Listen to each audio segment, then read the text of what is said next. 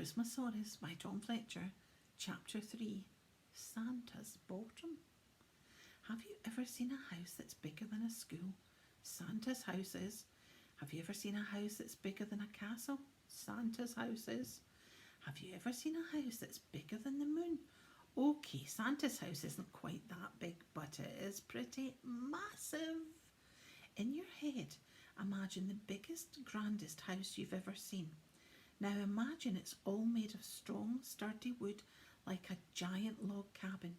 Now add a huge twisty turret, 4 tall chimney pots puffing out clouds of glittery smoke, and 99 windows of brightly coloured glass, and 1 frosted one for Santa's bathroom. Now imagine an enormous front door made of thick, chunky pine with a gleaming door knocker shaped like a snowflake made out of solid, unbreakable ice. Leading to the door, and there used to be a knobbly cobblestone path, but it was so hard for the elves to walk on that Santa had it replaced with a toboggan run. Now the elves zoomed down to the front door on miniature sledges. On either side of the toboggan run, imagine a sprawling garden, jam-packed full of snow-covered Christmas trees. This is the North Pole Snow Ranch. It is where Santa lives, right at the centre of the North Pole. Snozzle Trump and the others lived very close by. At the top of the toboggan run path was the tiny elf city, which was about the size of a small human village. There were large stables for the reindeer, with triple height ceilings so they could fly inside, a Christmas-themed miniature golf course, a cinema showing all the greatest Christmas films, a library full of Christmas stories, 4 North Starbucks coffee shops, an ice skating rink which was really just Santa's permanent frozen outdoor swimming pool, because elves love food so much, especially sweet things. Every other shop was either a sweet shop or a bakery, so the air always smelled of warm sugar and fresh crumpets, and there was so much more, so much more. It was a fantastic place to live. Suddenly, Snozzle Trump, Speckle Hump, Sparkle Foot, Sugar Snout, Star Lump, Spud Cheeks, Snow Crumb and Sprout burst in through the enormous wooden front doors of the Snow Ranch.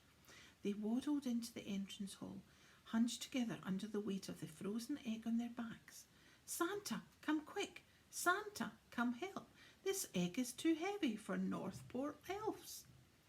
All elves cried out all of a sudden. Boom! Boom! Of heavy footsteps rattled round the entrance hall where the 8 egg finders waited. Then the footsteps stopped and there was a silence for a moment. Out of nowhere, a huge, heavy man crashed down from the ceiling on a circus trapeze.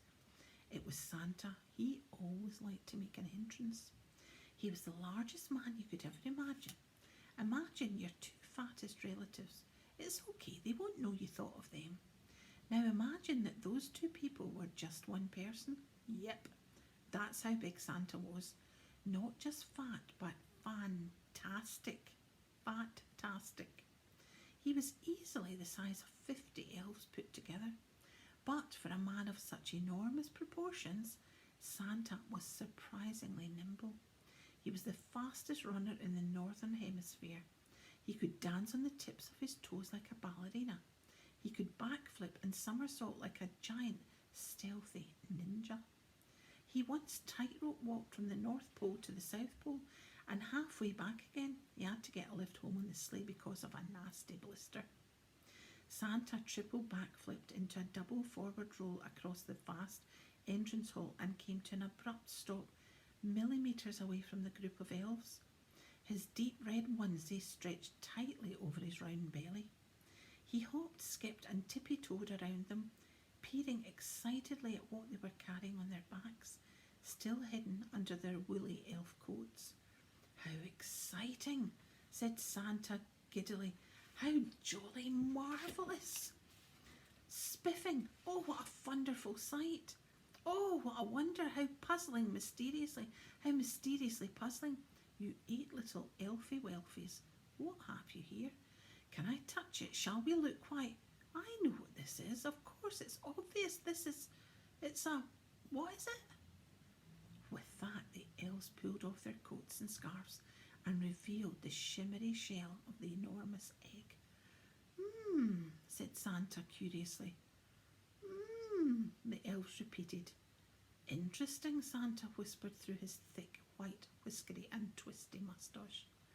Very interesting, the elves replied, hoping Santa would next say something that rhymed. And where was it nesting? Santa asked, looking rather impressed with himself at managing to find a rhyme. He was unusually rotten at rhyming with elves, which they found extremely frustrating. In the ice, it was frozen. It's lucky it wasn't broken, cried out Sprout. Crikey, said Santa, looking rather concerned all of a sudden. If this egg has been frozen down in the ice mines, then it must be very old. Even older than me, and I'm 650, 20. Jolly gosh, I seem to have forgotten how old I am.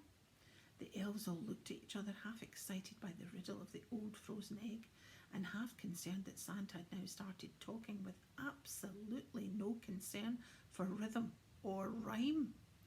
What do we do with an egg that's frozen? asked Sparklefoot. Boil it up and crack it open, answered Spudcheeks. Just then the egg gave another wibbly wobble. Boil it up, crack it open, answered Spudcheeks. Just then the egg gave another wibbly wobble. Boil it up, crack it open, Santa cried. You barmy bunch of tiny twerps. We can't do that. There's something inside this egg, something alive. This egg needs to be warmed slowly, cared for, loved. This egg needs its mother to sit on it, like a mother hen sits on her eggs. He looked around the room as if hoping to see some sort of giant hen that could sit on the egg to warm it up. But Santa, this egg has no mum. It needs someone else's bum, said Snozzletrump, who tried to use words like bum or bottom as much as possible. Golly jingle bells, you're right, Snozzletrump, said Santa. But whose bottom is big enough to warm up this frozen egg? And with that, the elves broke into a song that went something like this. This egg needs warming under someone's bum, but an elf's backside is a tiny one. If every elf put its bottom on the egg would freeze their bums instead. So an elf can't do it, that's a silly idea. An elf can't do it, it would take a whole year. If an elf can't do it, there must be someone else, someone bigger than a North Pole elf. And the elves finished their song and dance on their knees, pointing their fingers at Santa, looking up at him with hopeful eyes. Me? Santa said. I can't sit on that egg. It's almost Christmas time. There's so much planning to be done, and packing and wrapping.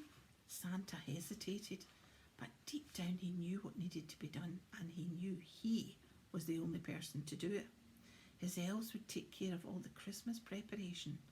All he needed to do was park his giant, jolly, warm bottom on top of that frozen egg. And that is exactly what he did.